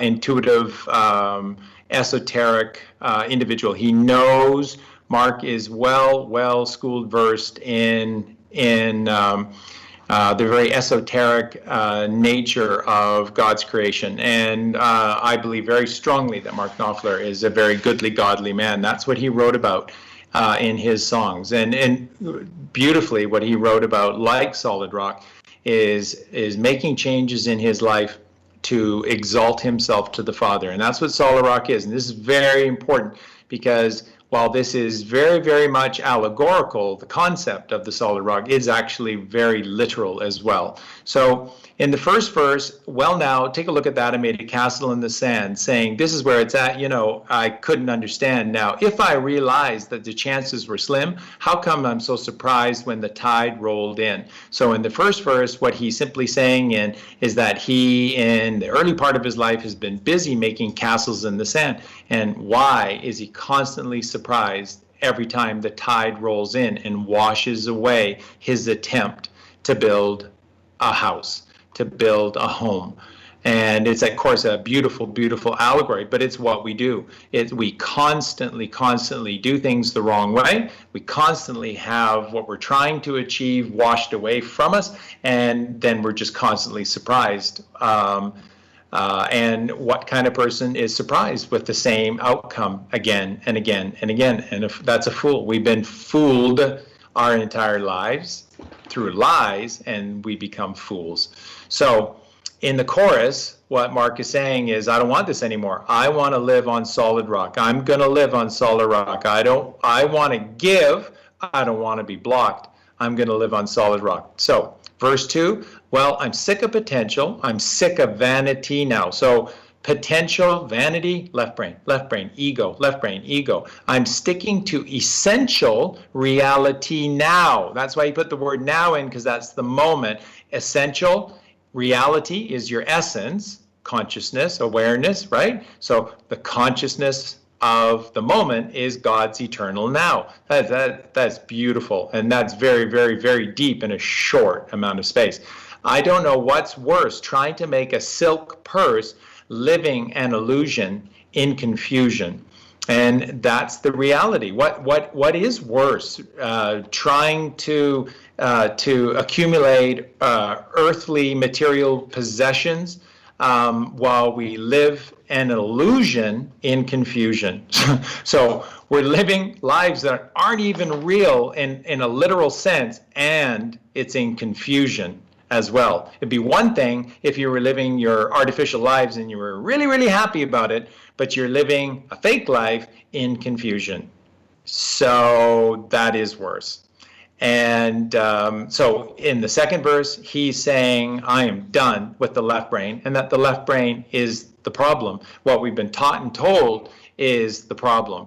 So I'm going to live on solid rock. I don't want to be blocked. I'm going to live on solid rock. Now, verse 3, house of cards was never built for shelter. You can blow it down in any kind of weather, but you take two solid rocks, two solid blocks, you know they're going to stick. Yeah, they're going to stick together. Now, what kind of rocks or blocks that are solid stick together? Well, there's only one way. There's only one way that they can stick together. That's magnetism, and you know that. And the beautiful thing is, when you magnetically charge those two rocks or blocks and you go away for 1,000,000 years and you come back, they're still together. And so this is the perfect metaphor for relationship, which was a big, big issue for Mark Knopfler on this album. We don't have time to get into it, but he was very frustrated and hurt by a relationship that he had with another artist, and she sold herself out and their relationship out for a chance at fame in La La Land, Hollywood, and all of their beautiful, what he thought genuine times, moments, thoughts shared together clearly meant nothing. And he was deeply hurt when he wrote this album. And this is all about recognizing that there's only one way not to be hurt anymore. There's only one way to have the abundance and brilliance of life always on your side, and that's to exalt yourself to God. And when you take Colleen and I, and we charge both of ourselves together magnetically, then we're going to stick together forever magnetically. And that's what he's talking about. So this is the Kundalini rising. This is the Kundalini rising, which we must all do. Electricity, temporary waves, and you will know death if you live an electrical life. If you live a magnetic life by raising the Kundalini, which exists eternally within all of us, it never dissipates, it'll never go away, you always have more than enough, you can live forever, and your cells will continue to regenerate the moment that you allow magnetism, Mother Mary, to rise up from the Muladhara root chakra and uncoil 3.5 times within you. And that is magnetic energy. It's the Kundalini rising, and that's eternal life. And that's what he's talking about. You take two solid rocks and solid blocks, they're going to stick together, and they will constantly stick together if they're magnetic. So the bridge of the song, because the heart that you break, that's the one you rely on. The bed that you make, that's the one you gotta lie on. And when you point your finger judging others because your plan fell through, you got 3 more fingers pointing back at you. Just do that to your computer screen, point at the computer screen, blame somebody else for your problems, point that pointer finger, and look at what's happening. You've got the thumb curled over, and you've got your other 3 fingers pointing back at you. So the commonsensical wisdom of understanding that when you judge and blame others, you're never going to change. You're never going to exalt yourself and connect to God. You're going nowhere, because for the one finger that you're using to blame somebody else, you got 3 more fingers telling you the truth. It's you. It's you that needs to change, and that the one finger that you're always pointing others out is never going to be enough. It's you, and you have to change you. And the heart that you break, that's the one that you rely on. The bed that you make, that's the one you got to lie on. Yeah, that's your instant karma. John Lennon got it exactly right. Instant karma. Your reality in every single moment is a perfect vibrational match to the thoughts that you take. And when you take terrible, terrible thoughts, you have terrible, terrible things happen, because they have to. You're asking it to, because everything is magnetically attracted. And this is going to lead us in to this needle in a haystack at the end of the show. You'll see the tie-in here. So I'm going to live on solid rock. I want to give. I don't want to be blocked. I'm going to live on solid rock. This is the passage in the Bible, and this is what this refers to. The solid rock is that when you raise the Kundalini within you, when you raise magnetism within you, you raise the chrism oil back home. The chrism oil illuminates the pineal gland, and the pineal gland illuminated triggers a series of events that eventually leads to the top of your head opening and the swastika beginning to circle, and this never-ending connection to the wisdom of the mana metta from heaven, the never-ending connection to God. So it is a miraculous process. The solid rock is the pineal gland, and this is very true. I have a meme. You'll see it on the screen here as this. You'll be watching this now as one of our videos, and you'll see the meme that I made for this. When the pineal gland is not being used, it's like little granules, grains of sand. It is. Your pineal gland, when you don't use it, literally looks like a desert wasteland. And when you use your pineal gland, when you become alkaline and you raise the sacred mother within you by living an alkaline life, by meditating, by breathing qigong, by tai chi, this whole holistic process of freeing yourself through beautiful thoughts, meditation, breathing, and an alkaline diet. It's incredible. Yoga, it's incredible. When you do these things, you're helping to activate the pineal gland. And of course, when you meditate, your pineal gland becomes incredibly active. When you make your pineal gland active, your pineal gland changes. And this is literal truth. When you use your pineal gland, it turns its shape into that of a diamond. And so the metaphor here is that the pineal gland inside of you becomes a diamond, because it becomes diamond shaped inside of you. When you use it, it goes from a desert wasteland to a diamond. And what do we know about a diamond? It's the most solid substance known to man. So where do you want to build your house? House of cards, never meant for shelter. You can blow it down in any kind of weather. That's why that verse. Where do you build your home? You build your home on solid rock. What is the most solid rock inside of you? Inside the Ark of the Covenant, inside the cup of Christ, the chalice, inside the center of you, the third ventricle of your brain, is the pineal gland. And when you use it, it turns to a diamond. And that's where you build your home. You build your home on this eternal connection to God's wisdom, to God's realm, through stillness and silence, by meditation. That's where you build your home. And no storm out there will ever, ever, ever cause a single problem to that house. That's what they're talking about. This all comes to you from the Essenes and the Gnostics, who wrote the Bible and who wrote all of these other great ancient texts. These are the Aryans.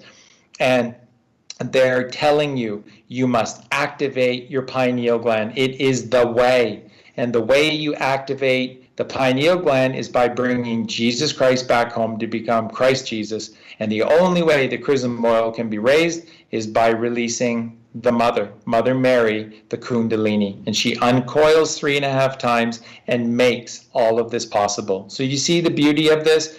Father, mother, child. Jesus Christ is the child. We are Jesus Christ, and we must become Christ Jesus, the 13th cranial nerve.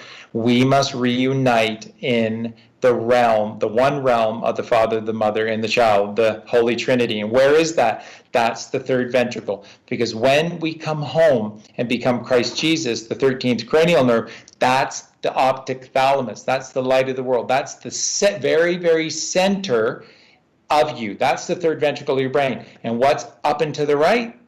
The pineal gland, which is God. And what is down and to the left? That is the pituitary gland, which is the mother. Father, mother, child, all together as one. The 13th cranial nerve. Wow. Oh my gosh, this is so beautiful. This is so beautiful, and it is so miraculous, and it's so amazing. This is what we need to spend our lives working towards and talking about, not this other crap and who won the soccer game or the football game. Who cares? Who cares? It's all been rigged anyways. So let's go to the very last song, and we'll finish off for today with a brilliant. Donovan was lured into success through the clutches of organized society in the music industry. Donovan was certainly part of it for a while. He learned an enormous amount, and then Donovan broke away from it, and he just created great album after great album, and they stopped promoting it. And Donovan stopped selling large amounts of album, and then eventually stopped producing new albums, because of course they don't produce truth. They don't produce records from people that don't play the games. And that's the sad reality. And that's another thing that's about to change with Jasara and Nasara. It's going to make all of these genius kids that have got so much great music and artistic talent and paintings and sculptures and movies to be able to share with us and blow us away with the beauty of the human mind and imagination and creativity. It's going to be incredible. So Donovan's song, this album is as one of the books that I've written of my 150 book series on the 150 most important rock albums of all time. This is, I think 44, overall, of the top 150 albums of all time. This is a brilliant album from beginning to end, and it is pure truth, essential truth from beginning to end. This, if you don't have this Donovan album, get it. Every single song is brilliant and every single song is important. This is Roots of Oak, and it's a real feel song. It makes you feel and it makes you think inside of you. It's an incredible song, and it makes you grow your roots, the roots of oak. And if you know anything about the oak tree, roots of oak are unbelievable. All other trees pale in comparison to the roots of an oak tree. Driving across the highlands of Scotland in our Land Rover, that is an allegory, okay? A Land Rover. He is telling you that this is the number 6. He is the number 6. He is man, a man, searching, roving the land, seeking truth. And what does he find? Shadow of cloud falls, and with it a chill, high over the heather. And what is heather? Heather is attached to the land that is called heath, like Prime Minister Heath of Great Britain, where there's nobody there. There's no humanity there, just pure evilness. So heathland is unruly, untamed land that features shrubs and plants like heather, which are very unruly. And so this is what Donovan is saying, is that when he cut his ties to organized society, and he became the humble man, searching, seeking for God in his Land Rover, roving the lands. What did he find? He found a shadow of cloud falls. They don't want you doing this. With a chill, everything gets cold and damp instead of warm and dry. And high over the heathland of the heather, a hawk hovers the hill. And hawk is not an eagle, it's a predatory, it's more predatory. It's just showing you the predatory nature of what he's discovering in his journey. Just begun is this journey of the 6. And Danu is my name. Danu is a play upon Dan.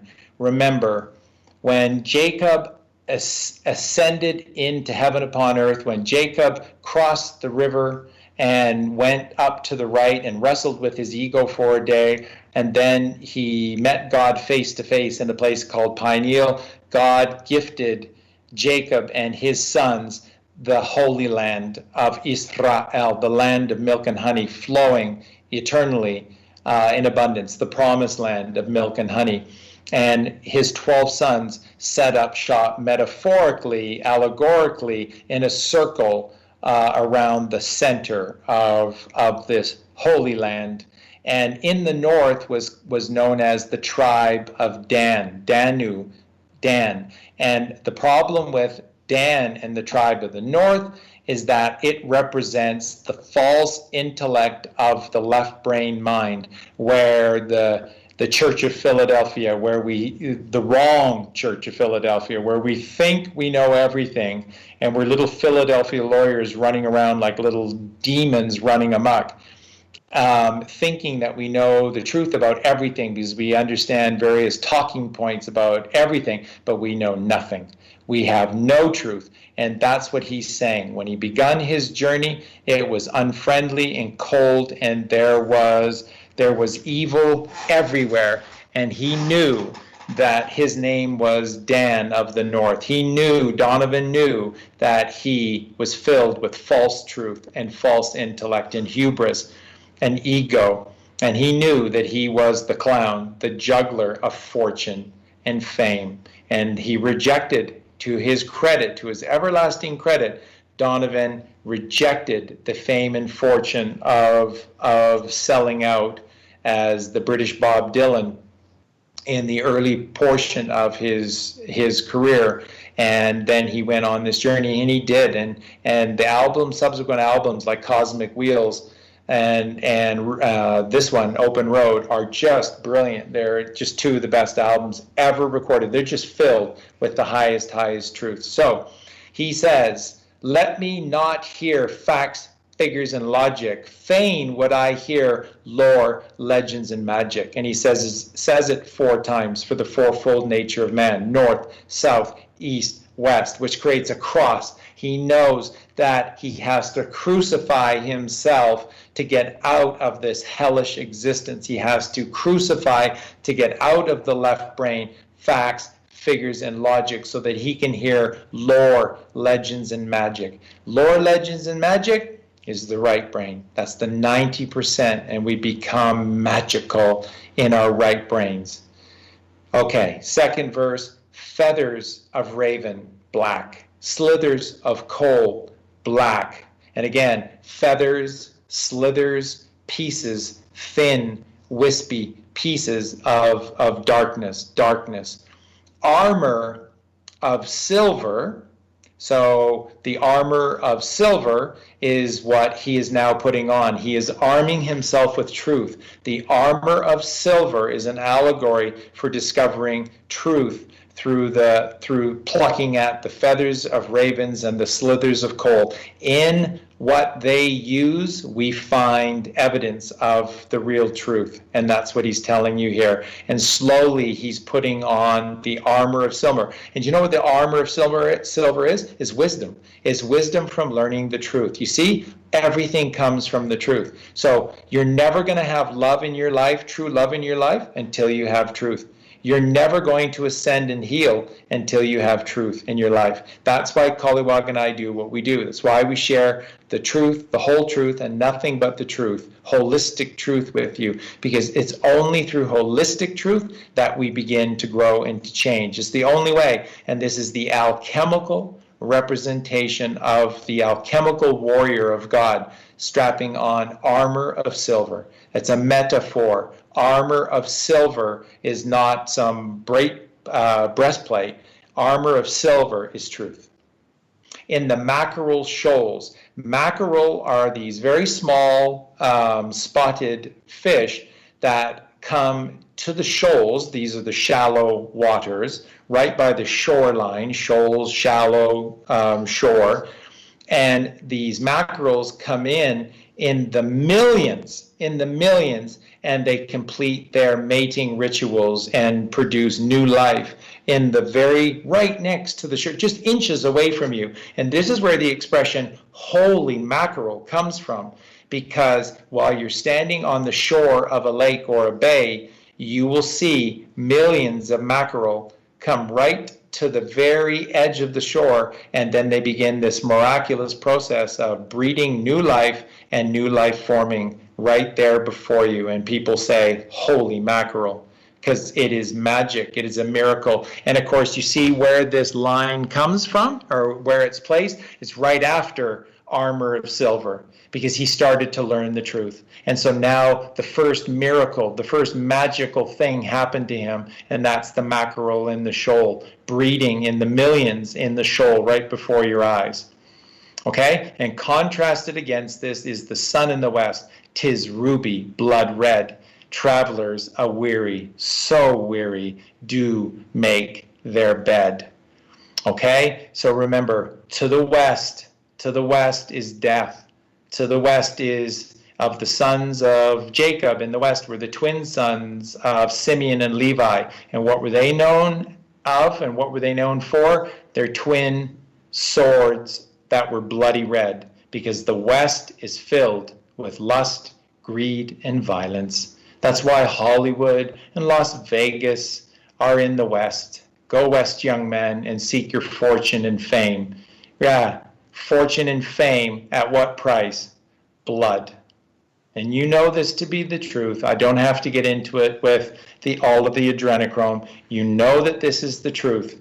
When you play their game in the west, this is the ruby blood red price that you must pay. And the travelers are weary, so weary, and they do make their bed. Where you lie down, lie down, and whom you lie down with is who you get up with.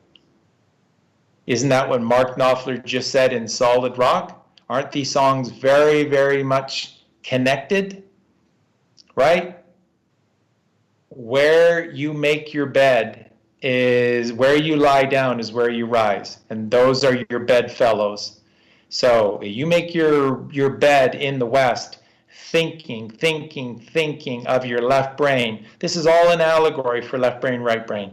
And when you make your bed in the West, you're going to have ruby blood red. That is your price. And that's who you lie down with. That's who you get up with. Let me not hear facts, figures, and logic, feign what I hear lore, legends, and magic. And it's repeated again 4 times. The fourfold nature of man, the crucifixion. To go to the lore, legend, and magic right brain, we must crucify the facts, figures, and logic left brain, the 10%, the dime brain. And we must disavow our name of Danu of the north. We must disavow ourselves and our name from Simeon and Levi in the south, or Reuben the reckless, Simeon and Levi of the west, and Reuben the reckless of the south, who was ruled over by his emotions. Dan to the north, false intellect. Reuben the reckless, ruled over by emotions in the south. The twin brothers of Simeon and Levi, known for their bloody red swords of lust, greed, and violence in the west. And who was the only one that went to the east? Judah. Judah, the Lion King. The Lamb who became a lion, who was penitent, whose people lived on the foothills of the mountains to the east and worshiped the sun rising in the east, arising, Aries, Aries arising in the east. Judah to the east, go to the right, go to the right, go to the right. And when you go to the right, that's lore, legends, and magic, and you will become of the tribe of Judah. And until you do that, you are going to suffer. And I want you to notice that of the cross that this creates, this fourfold nature of man, of the cross that it creates, there's only one that goes to the right. And everything else, north, south, and west, they're all to the left. And it doesn't matter whether you're going up or down or directly to the west, you're going left, and that's the wrong way. You have to go right. Go to the right, which is the east, where the sun rises every single day. So with that, I'm going to say good night, good day. I love you. I want to thank Patty so very, very much. She's just such a very wise and very beautiful, talented person. Same for Vanessa. Vanessa, thank you for all that you do here and how much you continually help me and our podcast here. I appreciate it so much, and I appreciate all of you for tuning in and coming to visit and connecting with Colleen and I. Because remember, when it's just me here, it's still Colleen. We're so profoundly connected with each other. When I share these things, this is Colleen sharing these things with you as well. So with all of that, we love you. We'll always be here for you. We're not going anywhere. We're not getting any older. We're doing the work. We've got magnetism flowing within us. We're not getting any older. We're going to be here. We're going to stay here. And we love you. And we love you eternally. And we will see you next Monday. So with that, good night, everyone, and have a beautiful evening. And thank you. Good night.